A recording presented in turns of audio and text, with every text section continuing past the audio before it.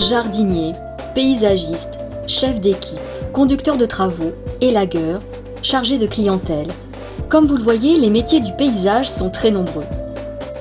Cette filière regroupe les entreprises de parcs et jardins et des espaces verts. Ce qui me plaît bien, c'est qu'au niveau travaux, c'est assez diversifié. On fait aussi bien de la plantation que de l'entretien ou bien des poses de nouveaux matériaux comme aujourd'hui. On s'ennuie pas quoi. Aujourd'hui on va faire une terrasse, demain on va faire l'allée, c'est plein de choses différentes. Ça me correspond. Le quotidien des salariés est donc varié. Entretien des jardins, taille de haies, tonte, semis, plantation, création de jardins, petite maçonnerie, pose de clôture ou réalisation de terrasses, entretien des espaces publics. Il existe aussi une spécialisation en élagage. Déjà j'aimais bien les arbres, j'aimais bien la nature. Et après le côté un peu sport mélangé au travail m'a plus plu que le parc et jardin. Donc j'ai bifurqué sur l'élagage. Mais avant de devenir un professionnel, il est nécessaire de suivre une formation. CAP, brevet professionnel, bac pro ou technologique, BTS, licence professionnelle, certificat de spécialisation.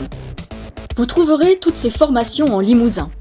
Alors c'est un métier qui demande de toute façon une perpétuelle formation parce que déjà on travaille avec énormément de choses, que ce soit le végétal, le minéral, tout ce qui est clôture, bassin et ainsi de suite. On touche beaucoup de corps de métier.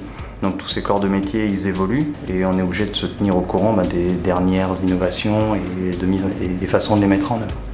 En plus des qualités techniques, le paysage demande un sens de l'esthétisme et de l'harmonie. Là, on est un peu dans le côté décoration du jardin, on va dire, avec les différents végétaux.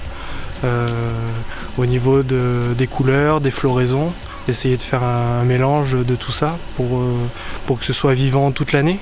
Dans le paysage, les employeurs attendent de vous une connaissance des végétaux et de l'environnement, du professionnalisme, d'être polyvalent, en bonne condition physique et mobile. Avantage et inconvénient, c'est le fait d'être dehors. Donc pour ceux qui aiment, c'est quand même agréable. Après les inconvénients, c'est les intempéries bien sûr, mais ça on s'y fait. Ouais. Mais je sais pas, c'est dur. Mais bon, faut s'accrocher et puis bon, c'est comme ça qu'on découvre le métier de toute manière.